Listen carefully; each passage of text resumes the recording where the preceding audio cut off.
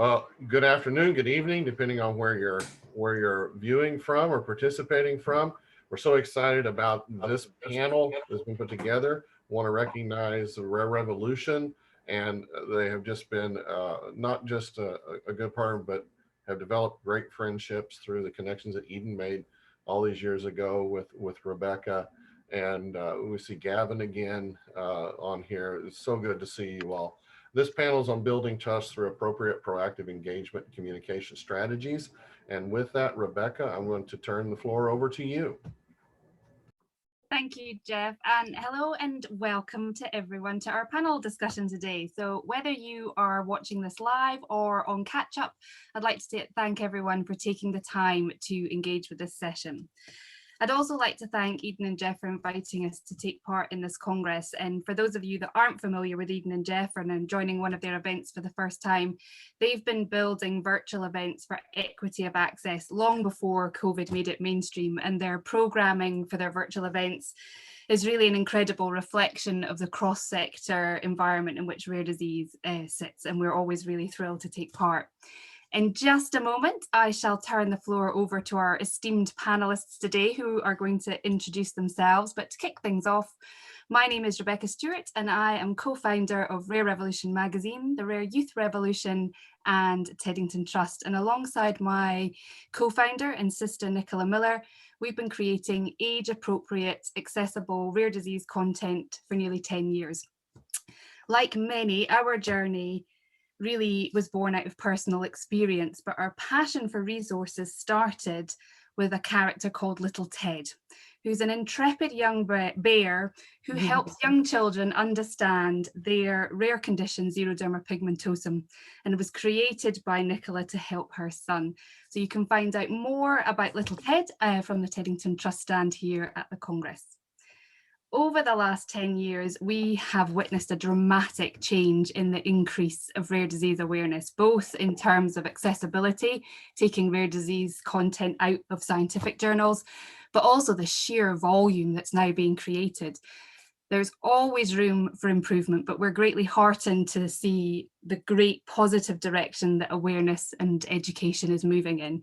So today I am joined by a leading expert of professionals, all passionate about elevating awareness in order to positively impact the rare disease community. And I'm going to try my best to lead them through a lively and informative discussion, covering everything from language, best practices, defining the right motives, building relationships and getting started.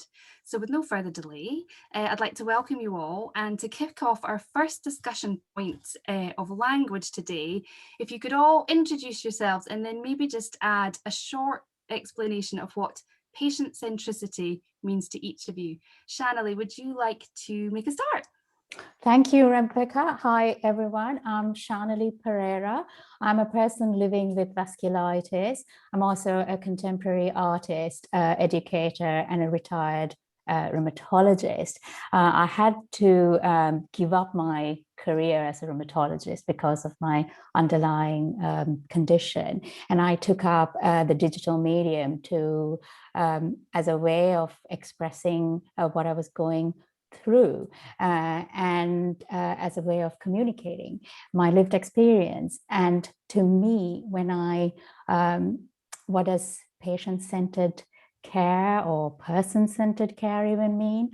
I think I would like to be seen as a person first, not just as a condition. And to me, that's what patient-centered or person-centered care means, because I'm a lot more than the disease. There are many elements and aspects to me, and the disease or the condition impacts them all. So that's my take on it. Amazing. Diana, do you want to go next? Sure. My name is Dina Kraftik. Hello. I'm dialing in today from Switzerland. I work for a pharmaceutical company called V4 Pharma, and it's a specialty pharma company focusing on iron nephrology and cardiorenal therapies. And The company did expand its orphan disease portfolio area, which I have the great pleasure to work on, a rare disease called ANCA-associated vasculitis. From my background, I'm 17 years in the pharma industry now. I have a background in pharmaceutical technical business and business psychology. And I had a great opportunity to work with Shanali Pereira, but also with Rebecca on joint projects about raising awareness about ANCA-associated vasculitis. What does patient centricity means for me? And as I'm the, let's say, pharma representative on this panel, what I would say is that if an organization managed throughout the development process to put a strong focus on the patient, means, for example, if it's in the clinical development, include the patient's voice in development of, for example, a synopsis for a clinical trial, up to the process when materials get launched and produced and shared on the market, on how they resonate with the patient. I think this is really about patient centricity. Another thing where I think a person could also well test if your organization really has a true patient focus is really looking into what kind of development you are in.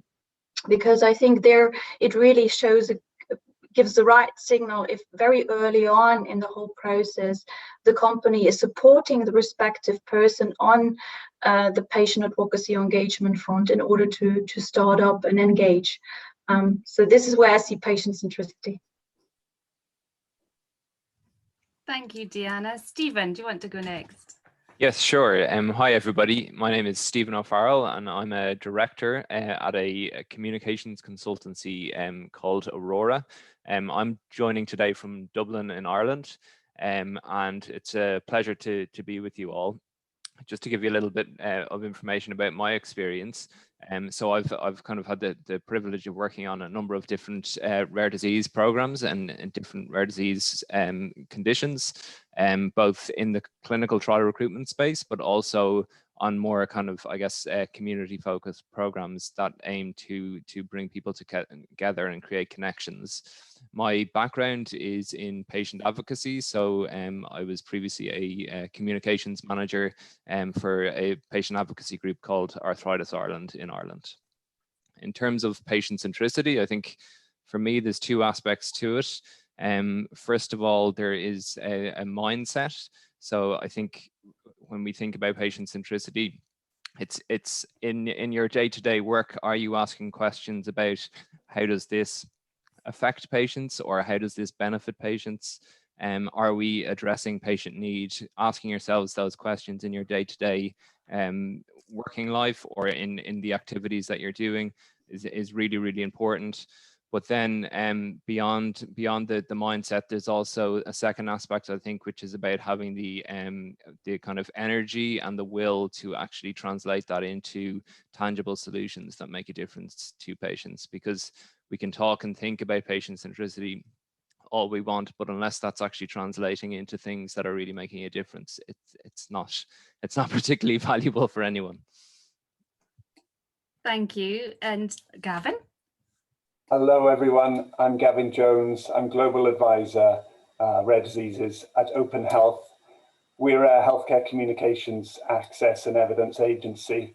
What does that actually mean? Well, it means that we help develop communications and tools for physicians, payers, and patients. And we mainly work with pharmaceutical clients, but we also work directly with patient groups and health systems. My background is 20 odd years in the industry and agency. I'm also a trustee of a small patient charity in the UK. So I hope I bring a different perspective as well, just on top of my industry experience. For me, patient centricity, there are two statements that I and my organization strive to meet. And the first is putting the patient first. So where appropriate, I can't exactly ask my facilities director to put the patient first, but where appropriate, where we are developing solutions and tools that involve the progress in in outcomes for patients, we should certainly put them at the center of our thinking. And secondly, ensuring that patients are seen as true partners, and we are co-creating our communications and our solutions with patient organizations and patient groups. So that for me is really where we try and deliver on patient centricity. Thank you, everyone. And it's so interesting, isn't it, to see that although it was broadly all in the same direction, very different, you know, that interplay of what patient centricity was different absolutely for every person. And I think that brings us really nicely onto the use of language in awareness campaigns and how important that is for the different stakeholders. Shanali, do you maybe want to start off with a point, the point of view from both your personal, but also with your healthcare professional hat on, about the importance of using the right language, and also perhaps include in that any cultural differences that you think are important in this area?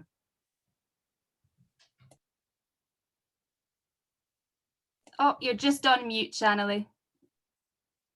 Sorry about that. Thank you, Rebecca. I am going to have both hats on now. I think, as a clinician, as well as a person living with a rare long-term condition. I think, firstly, what I need to say is that invisible world of that lived experience, that, can I call it the human experience, living with an illness, is something that you don't get to learn in a textbook. And it is not something, and it is different to each and every person. So each person will have their own unique journey. And that I find from my own experience, and also working with Diana on CME, that campaign, my personal experience is that there is a big gap when it comes to understanding what that lived experience really looks like for the person going through it, and the carers and the people, the healthcare professionals on one side. And that gap is of what governs, what influences that lived experience, that shift that the person going through the condition, the shift they have to go through, moving from a person to becoming a patient. And the rest of the family, what they have to go through, friends and family and work colleagues, going through that same journey or parallel journey along with that person. And those hidden layers, I think, are so important to not ignore anymore, or pay more attention to. And here I'm going to highlight the World Health Organization definition of health, because what it says is it's not just the emotional, it's addressing all aspects of a person, the emotional, the social, the physical, not just the absence of disease or infirmity. So I think addressing the person as a whole. And also when it comes to patient information, having a campaign, what that campaign does, or what that awareness does to someone who's going through that illness. I think firstly, that relatability, I'm not alone. There are others who are going through that same journey. The whole, me too, I'm going through the same thing. You may have an amazingly supporting family, an amazingly tremendous support with your inner circle, but they don't necessarily know exactly what you're going through. But when you have other people sharing their stories, telling this is what it's like, there's a relatability, thinking I'm not alone. I can better, someone else is going through the same journey as me. And also I think it allows that person to get a better understanding and make sense of what's going on. And I think that's a huge thing that, again, we don't pay attention to. How do we make sense when we go through an illness? Again, this is where the cultural variation comes, because each one of us will perceive illness, will perceive pain differently. And just as there is an individual difference or variation, there's a cultural variation in it as well. And that greatly impacts on how, again, what governs, what influences your lived experience, how with your medication to how you understand your condition. And taking comfort that there are others out there and there is support available. And there's a community that you can be, it can be your tribe, you know, in terms of you feel included in that community. And I tell you from personal experience, there are no words to describe that, you know, that sense of belonging and, you know, being part of something with others. It gives you collective strength, I think, to move forward. And I think that is something that I believe needs to be shared with the wider health community as well as the public and patients. I hope I gave you it was a bit of an eclectic overview. Sorry. No, that was amazing. And Stephen, if we maybe come to you and then Gavin next, as people who are involved in the creation of campaigns, how difficult are your roles in making sure that language is appropriate, and what approaches do you kind of work to in that for that? Sure, I think it's a really important question, and one that I think is easy to overlook. We hear a lot about the importance of using plain language, but it is something that I think from a pharmaceutical standpoint is something that has long been raised as an issue, but I do think it can be an issue from a patient advocacy group perspective as well. And I say that from my experience working in one that just because we were a patient advocacy group definitely didn't mean we were always producing stuff that everyone understood. And to Gavin's point when he was introducing his definition of patient centricity, it's really, really important that when we do produce any materials that we are co-creating them with patients. That certainly helps to make sure that what we produce will be understood and will be in plain language. But I also think, I guess, when we are co-creating, the representativeness of the group of people that we are co-creating with is also really crucial. So making sure that we're looking at different socioeconomic backgrounds, for example. It can be quite easy to co-create things with people who might be middle class and well educated and already the kind of typical empowered patient. But if you just focus on those people, then you are going to leave out a large proportion of the population, people who actually probably need the materials more than anybody else.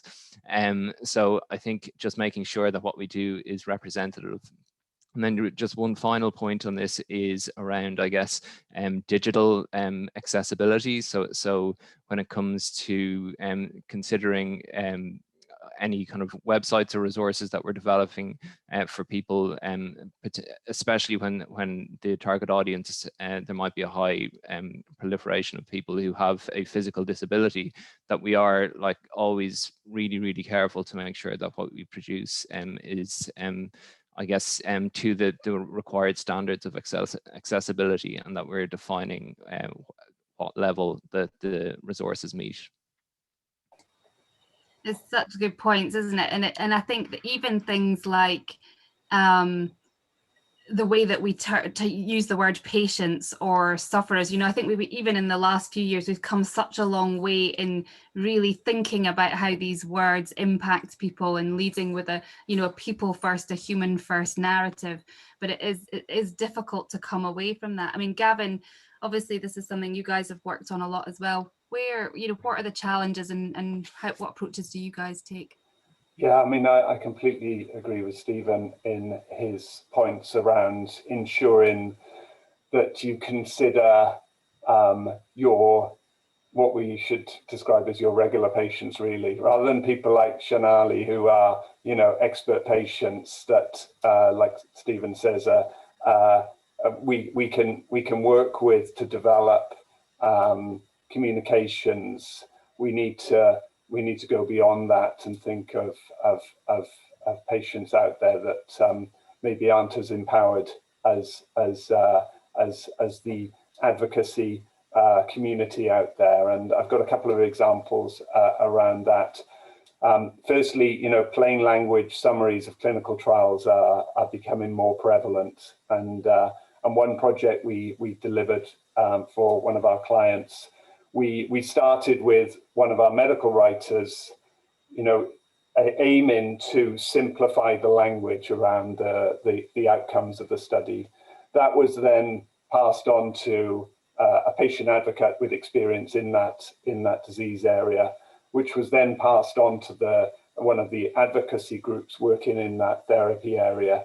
And even with all those different stages, we had to challenge ourselves around the language that was being used to ensure it really would land and be simple to understand for patients out there. So, it's not just, you don't do this in isolation. Co-creation, again, is very, very important, and consideration of your audience is essential.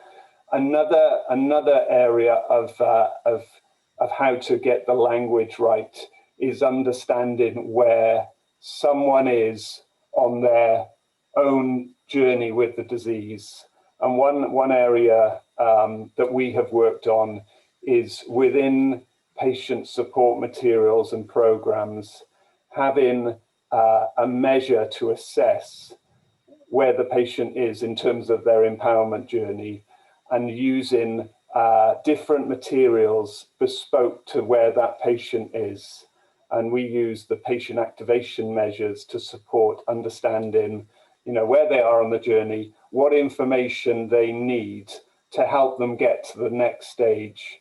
Then we can reassess the patient activation measure, and we can supply other forms of information that will suit them where they are then on their journey. So I think it's important to recognize that it's not just one point in time. We're trying to progress the knowledge of the rare disease community, and you can do that in stages, and you can do it by assessing where they currently are and where you need to get them to. I think that's such a valuable point as well. It's that having the right information delivered at the right time in the right format, isn't it? Yeah. And Deanna, this is something that we were so impressed as well when we worked with Vi for Pharma on the Spotlight edition, was the interest in translation, because of course it's not just about accessibility of language from plain English, but it's also, translation. So much material is produced in English, which of course, again, when you've got empowered advocates and patients, that's okay. But when we start to look at the diversity, then that becomes a big problem. That was obviously a big part of your remit. Do you want to tell us a little bit about that, and then move on to the See Me, Hear Me campaign, and maybe introduce us to that? Sure, I would love to. Yeah, with regards to different audiences and different language needs, I mean, on one hand, they're the physicians. They would have different information needs. Often it's a common language with English, but even for doctors, we also felt, let's offer some of our materials in different languages, just that they have an ease in also digesting the information, especially if they want to fill in their gaps. If it's like a complex autoimmune disease, there might be areas which they detect that they have gaps and they want to learn more. And how do you do that? You learn easier if something is provided in your mother tongue, right? And for patients, the same thing. What I personally realized when we worked on materials is that when you are in the situation that you're working on one hand with doctors and on the other hand with patient advocacy groups and patient advocates, that you think you might be able to translate like a scientific language into a plain text, and sometimes it's not so easy, right? So what we have done, next to language providers that helped us, also to engage with resource providers that are experienced in translating, like say, scientific communication into well understood. And that's something that Stephen also mentioned. What is important alongside this process is that you always work in co-creation with your community. I think that should anyway be always the start. And this is what we did also with the See Me, Hear Me initiative for my ANCA vasculitis. So we have developed a digital platform, but this is all much more also with materials for disease information and disease education for ANCA-associated vasculitis. And the first thing, or the first step that we did after conducting, some homework, some market research to understand, okay, like getting some basics, then was immediately going to our community and get their view on things and their understanding and what they go through. They're really the experts because they live with this disease, right? And we started back then with workshops, with exchange. And another thing that I found very important is if you come to an area where you have an established community, you need to ask, how can I contribute? How can I add here something, right? Because this is not like, pharma will know it and just points out something. If you really want to truly partner with your community, you need to identify, okay, there's great material already out there. Where can we find our spot? And this was the first step that we have identified. How can we be of help? Can we add on to this disease information and education joint goal that we have? And that's another important thing from the beginning on, making very clear that you're working towards the same goal, that this is not a one-way street, that you work together, that it's for both sides something in, and establish this strong collaboration. With regards to duration of the whole program, I think it's very difficult to estimate that, right? Because I think it depends really on the therapeutic area or the disease you're in. How well is your community already interconnected? How big can you go? How many people could you interconnect with? So these are all factors that I think that play into this. Thank you. And Shanalee, obviously being part of that campaign as well and that program, how was it for you taking part? Obviously it was amazing to see the art that you created and the expression of that, but what was that process like and the partnering like? How did you find it from your side? It was really empowering is the one word that I could use, is empowering, because for me, being able to connect and work together with Diana and her team was the first time that after I'd given up my career, I'd not actually been part of a team. So suddenly to be part of a team and doing something that is meaningful and it'll make let's say a meaningful impact on other people's lives, was actually, I found purpose and meaning to what I was going through by doing that as an extension. And I have no more words to describe how much it meant to me being part of that team and, getting that opportunity to contribute was just from a personal level, from a professional level, because I I got the opportunity, not just a person living with vasculitis, but also I had chances to use my clinician's hat, and I had mostly also the chance to create the artwork, which was absolutely, it was way out of my comfort zone. I was totally challenged, and it was the best challenge that I got, because the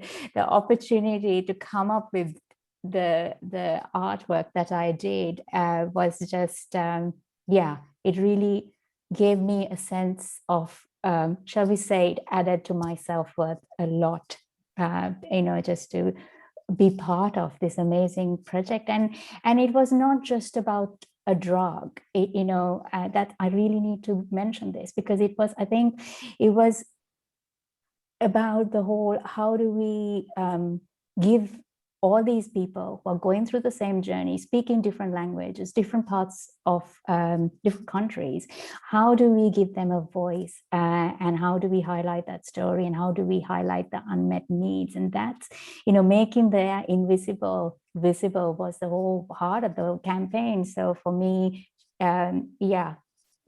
it just, I think it helped me to come to terms with who I have become as well. what I have now become with my journey. It was a stepping stone for me, and yeah, to find that version of me. So I am truly grateful to have had that opportunity and to have worked with Diana, to have made that connection. It was an amazing experience. It's so lovely to hear you talk about being part of the team, because I think that's something that we probably think about less, is that we talk about co-creation, but we don't often talk about that emotion around becoming part, becoming a new team together. And that's really lovely to hear you say that. And from a personal point of view as well, I think there are many advocates that can really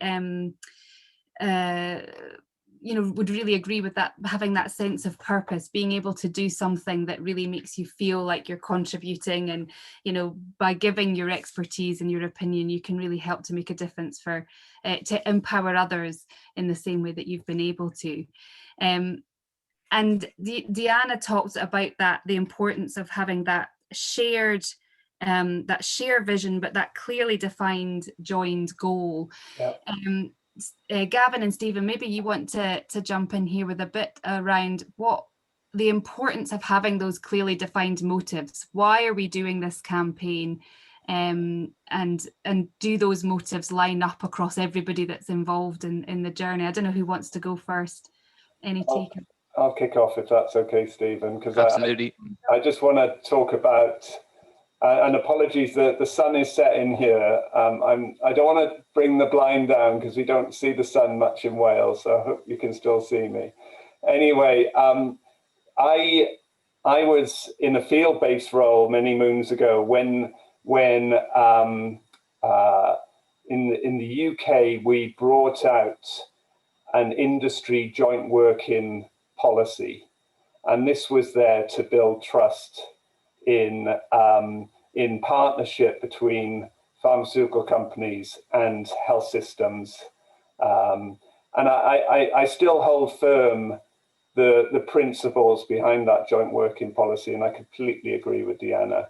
You just got to be really clear and have the confidence to be really clear on the benefit of a project to each stakeholder group. And if you have that clear transparency from the outset, then the trust and the partnership is just so much stronger. I also just want to quickly pick up on a point that Shanley raised, which is that the project she was describing wasn't about a medicine, it was beyond the medicine. And I think that's an important message that needs to continue to be driven within pharmaceutical companies, that they need to have the confidence to look beyond their individual point in a treatment pathway and consider how they improve outcomes across the whole treatment journey for a patient. And back to creating win-win partnerships. If the whole pathway is improved, the point that they are most interested will be improved. So I think it's really important that we look beyond medicine and beyond treatments, and that's why I think that point by Shanley was so important. I'll hand over to you now, Stephen. Great, thanks, Gavin. And I think kind of just building on that, one way to look at it, I suppose, is if you think of a Venn diagram. You've got the priorities of the patient group is one circle, and the priorities of the pharmaceutical company is another circle, and there will be a significant crossover within that. So I think when we talk about creating shared goals, it's that space that we want to be really focusing on.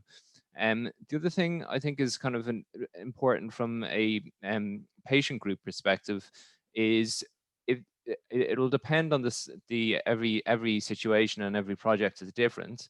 But if a pharmaceutical company proactively come to you, for example, to look to engage on a project, I think it's important to, I guess, first of all, be clear on what the company's objective is, so you're clear on that, but also to talk about what what are the different roles on a project, and thinking about how decision making is going to be made, because it's not every project will be maybe a kind of full partnership. Sometimes it might be that one of the parties is playing more of an advisory role than a decision-making role, or maybe more of even just like a testing role. So when something is developed, there's like a final stage of testing. So I think just making sure that when a project is beginning, that those roles are established.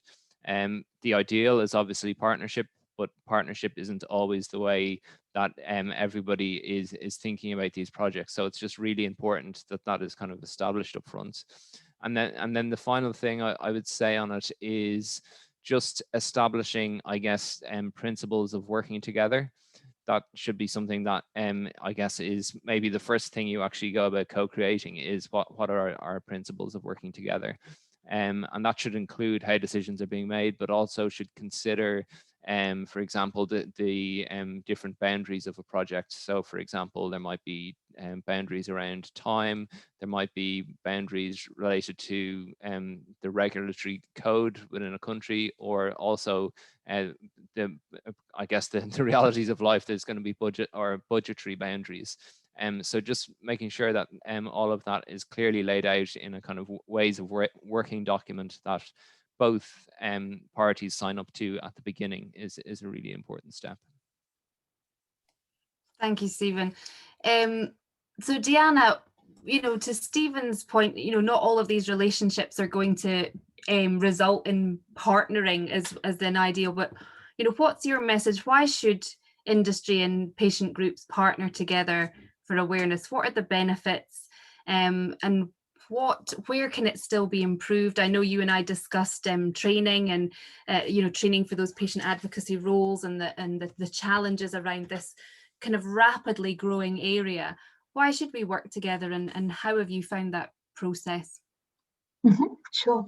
So I think, and I think we heard that earlier on the panel, it can create a true win-win situation for both sides.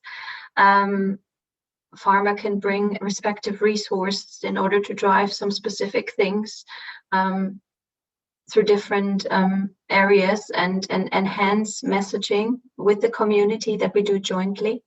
So I think that certainly is a key point, and that you can really work with your community, understand the true needs, and as Gavin pointed out, in the end, both sides benefit. With regards to patient advocacy and learnings, I also faced a situation that we were in some areas learning organization. How I started is I worked very closely with my medical and compliance function to understand what are the regulations. You start with FPA, you read the guidelines, you make it understand, you get a sense, and then there are national regulations, and you work with your national teams and understand what are the regulations on a national level that sets a frame. And then I think really it's about setting clear expectations and making those clear, and transparent communication certainly helps in that regard. For sure. And Deanna, just a follow-up question. It's something that's been a bit topical this week. We've noticed in a couple of areas, but contracts when we're working together, and Stephen touched on this as well, where one of the things that we see is that sometimes the contracts that come, because they've come from compliance and legal departments, they're quite heavy-handed. And so sometimes they feel maybe a little bit inappropriate for the setting. How can we work, what can industry do, and how can we work with industry to streamline that process so that there isn't a potential conflict right at the start, and so that we can start off with something really positive? Because in our experience, where a contract might be less than perfect, it's never with malice or ill intent. It's normally because it's a legacy thing from a much bigger piece of work. And any changes we've asked for have always been very happily accepted. So from that point of view, it's not a problem. But of course, if you're faced with this first off, and perhaps you don't have the confidence or the understanding to say, well, actually, this is a, you know, perhaps a legacy clause. Where can industry help smooth that over? That's a really good point, because yeah, sometimes contracts can be very long. I think it's a bit of a cultural change that we're seeing from historically of seeing the risk of engaging and the problems that could be caused with it versus the risk not doing it. And what I recognize as a very nice and good trend, if you look at all the health authority sites, FDA, if you go to EMA, if you check the page on the WHO, FPA, there are a lot of guidance documents that do encourage pharma industry to collaborate with patient association, because they have seen the benefit of it and they made it a priority for them. And I think sometimes things take some time, and sometimes people are a bit scared in the beginning. Coming from that history to coming to that, it's about creating this good confidence that you create something good with this. And yeah, I think that can help, and experiences on projects. Yeah, and Gavin, it seems really obvious why pharma should include patients and patient groups in co-creation, but why should patient groups consider working with pharma? Obviously, it works both ways, and both sides have got something valuable to add. Again, as somebody that works with both sides to create these campaigns, what would you know, what's your take on that, and what do you say with, you know, how can patient groups get involved? Where do they start? What does that journey look like from the other side? Sure. And together with the sunset now, I've got the remake of the Texas Chainsaw Massacre going on outside. But I will continue on. I just got some thoughts. I've been thinking about this today in terms of sort of top tips of making the step towards working with a pharmaceutical company. But before I do that, I suppose just in terms of the benefits, I think with the right partnership, you can accelerate your progress as a patient organization. You can amplify your messages as a patient organization. You can improve outcomes that you are striving for, that pharma are also striving for, through better collaboration with the industry. So I think it's multifactorial in terms of why. And as Deanna says, there's more guidance now with industry on how to effectively engage. I would say, you know, we as I'm putting myself in the industry here, we haven't always got it right. And that, I think, has damaged trust, and public perception of pharma is pretty poor in terms of comparing it with the tobacco industry. So there's a lot of work to be done.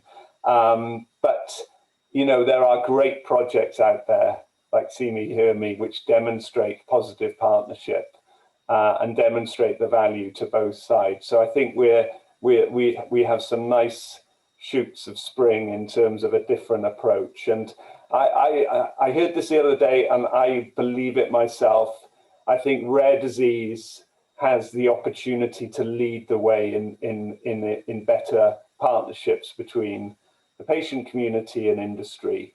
It's the need is so significant within rare disease, and patient communities and even industry communities are smaller and I think more nimble. And I think we should really see ourselves as the leaders in the future of partnerships between the stakeholder groups. Quickly, I think 3 tips for patient organizations, and excuse the pun, but be patient is the first one. You know, not every organization is as far advanced in their approach as V4, for example. So be aware that there may be some sensitivities or nervousness around engaging with the patient community. So just be mindful of, it's not just you that may be feeling nervous about developing a relationship. And like Deanna says, there's many guidance and regulations around engaging with the patient community that pharma takes very seriously, because we're all working together to build trust in us as an industry. I think be confident in what you have to offer from day one. You know, the value you can bring in, for example, the company better understanding the burden of illness, better understanding what outcome measures should be included in clinical trials, better understanding the patient journey, so you can collectively identify where the blocks are within a pathway. So there's lots of reasons why you can really add value as an organization. And finally, just be open. Be open to learn together, and find a way forward. Be open to sharing joint goals and finding, as Stephen says, where you meet in that Venn diagram, and be encouraged that there are really good examples out there where it's demonstrated this worked effectively. Thank you, Gavin. And something else I'm interested in is, so if you are a patient organisation and you think I'd really like to partner on something with industry, how do you, who do you approach it? Pharma websites are, big, and they're, you go to LinkedIn, they have a lot of employees. Who do you reach out to start a conversation if you're brand new to partnerships? Yeah, there's a couple of roles. I mean, the first thing to say, and I don't want to make it complicated or complex, but every company will have a likely lead role in external partnerships, and Deanna is a great example of someone in a role like that. I think if you're looking for just some simplistic guidance, often a company will have a patient advocacy team who are there to lead relationships and communication with a patient organization. If there isn't a patient advocacy team in place, and there may not be in the early phases of clinical development, another good department to potentially approach is medical affairs in a pharma company, because they transition across both clinical development and treatment launch and introduction to various markets. So they have a good umbrella overview of what's going on within an organization, and can help navigate as to where a patient organization may be able to assist in supporting a company's approach and strategy, whether that's in clinical development or when they're introducing the new treatment to different health systems. That's great, thank you. Hopefully there's not, if Deanna will be killing us if there's a sudden flurry of people contacting her now to start up campaigns. Stephen, do you want to touch, I know we spoke about the importance of training and upskilling. What can patient organisations do to prepare themselves for partnering? Because obviously it's, pharma is heavily regulated, and like Gavin said, and Deanna intimated, rightly nervous about some of these interactions. And because patient advocacy has been driven at such a speed, I think some of the support systems within companies haven't matured at the same rate. What can patient groups do so that they're in the best possible position to go into a partnership? Yeah, I think it's a really good point. I think when you have a look around, there's not a huge amount of resources out there, but what there is out there is very high quality. So EUPATI, which is EUPATI, they have a whole series of patient engagement training. Now they have national platforms in various different countries, but even I think if they don't have a platform in your own country, you can get connected with them, and there might be an opportunity to have that training done in another country.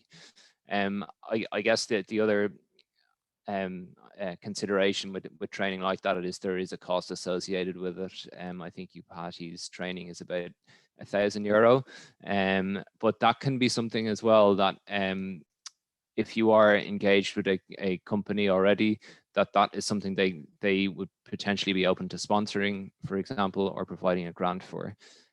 So there are kind of different ways to look about how you go about funding training like that. But by all accounts, it is very comprehensive training. As you say, Rebecca, there's lots of complexities working in the pharma world, and lots of acronyms as well to understand.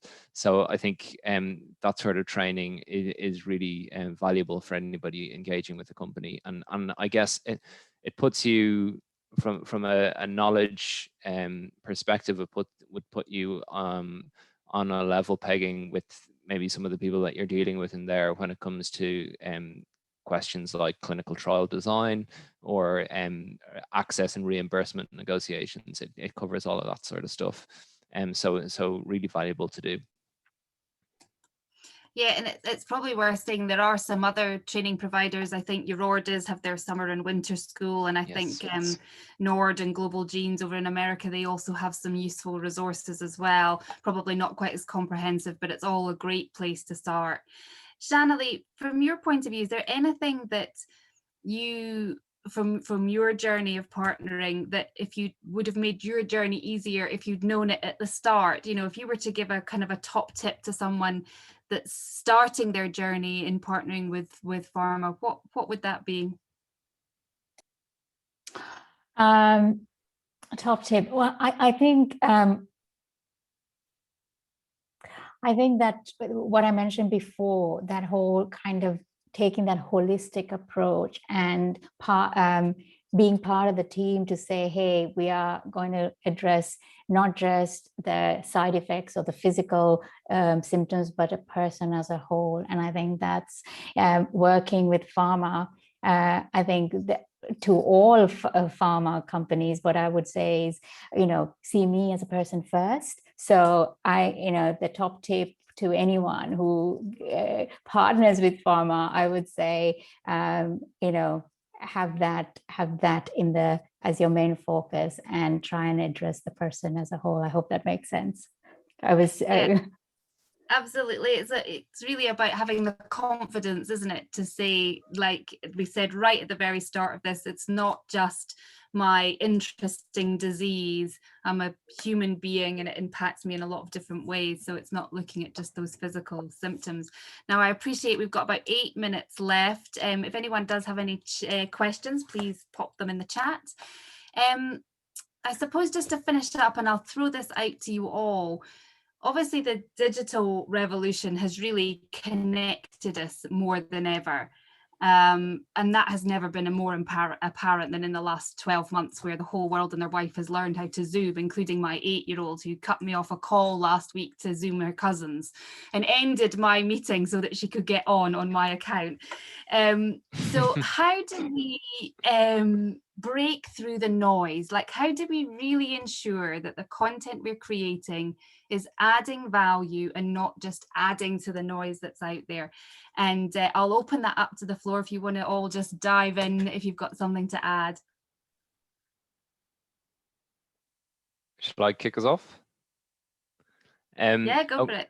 Okay, perfect. So just a couple of thoughts on this. So I think first of all, I guess it goes without saying, but having doing an audit to understand what is already out there, making sure that you have good insight into what the unmet needs of the community is, and then when you marry those two things up, you should be able to spot gaps where there is unmet need but no existing resources. I think as we've talked about, co-creating with a representative group is really, really critical. But the other thing that, and I think we can learn this from kind of, I guess, the digital revolution, taking some principles from that, I think trying to produce something that is, I guess, a minimal viable product, something that basically does the job, but is out in the world at the earliest possible stage, before maybe a major investment is made or before a huge amount of time is spent on something. So getting an early version out into the world and actually piloting with that, so that you can basically learn about the impact that that is making, you can then evolve it and iterate it and build it. I think that type of approach is really, really important, because it means that we're being efficient with the resources that we have, but we're also, it's also getting to the people that need it at the earliest possible opportunity. Absolutely. And I think that point about letting things build also is really important. I wonder if there is a lot of pressure for organizations to come up with new campaigns all of the time, when actually what they need to do is really work on one and then grow it and develop it and allow it the time it needs to build momentum. Anyone else want to jump in? I'll go on, Shanley. I'll go after you. Go on. To very quickly say, in terms of barriers when it comes to communication, or considering various different audiences and cultural barriers and various other barriers, using a medium like art, which transcends barriers, because art is something that is accessible to all, irrespective of what culture, what color, what language. And I think that's something I really wanted to highlight, because using something that you can communicate with anyone and everyone, I think was very important. Absolutely. Gavin, did you want to go? Yeah, I'm just going to build on your build, basically, Rebecca. And I agree with Shanley around finding a medium that I suppose can transcend different platforms is an important one, and ensuring that, as you say, there's a journey. It's not just bish bash bosh done. There's a journey that you're on with the campaign that builds. I think sustainability is another important factor that we need to consider within these sort of communication partnerships. I think patient groups have probably had their fingers burnt before now, where a pharma company was very prevalent, and we all know the challenges of clinical development programs and how things can change, and medicines don't make it, and then suddenly the pharma companies is no longer seen. I think pharma do not want to repeat that, because it does nothing for our reputation and the trust with the patient community. So sustainability, I think, is an important factor for patient groups to consider when they're thinking about partnering with industry.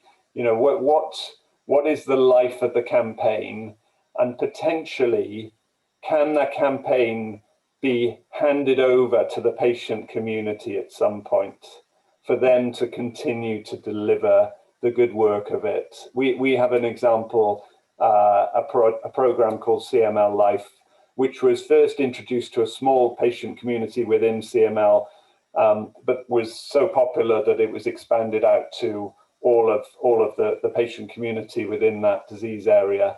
And the next step beyond that was to pass that on to the affiliate patient organization, for them to own it and continue to deliver it. So that's a good example of where, it started off as very much a small project that the pharma company was delivering, grew to a bigger project, and in time then was handed over to the patient community for them to continue with funding, obviously. Right. So in the absence of any questions, which means we'll be tying things up nicely, Deanna, maybe you'd like to have the last word, with See Me, Hear Me is such a great example. What's the future for that campaign? What do V4 hope to turn into? What's on this year's and next year's agenda? I know you've only just caught your breath from finishing, but where do you see it going? No, it's good.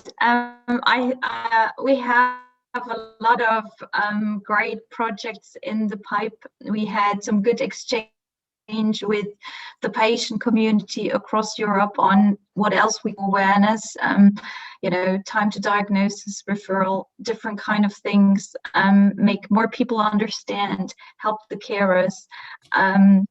there are so many areas that you can add on benefit and support the community with.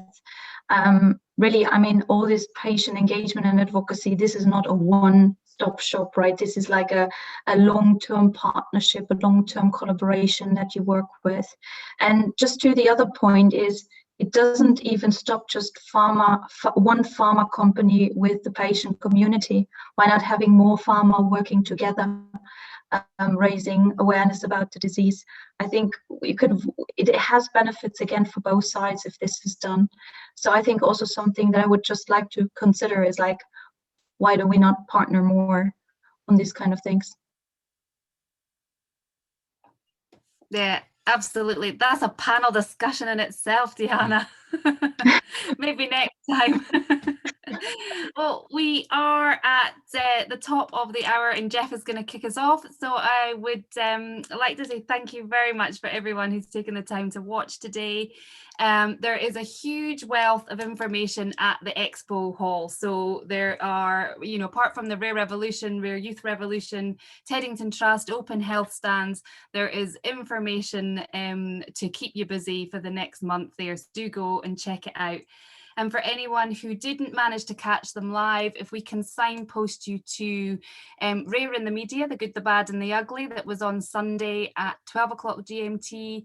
The Rare Youth Revolution did a section on hot topics where they were discussing things like mental health, transition and relationships and genetics. So please check that out. And of course, Gavin's Physician Best Practices for Supporting Patients' Life Transitions session that was on Tuesday. Do go and check them out on demand. There's such a great lot of information here. So thank you all, especially to Gavin, Shanley, Diana and Stephen for joining us.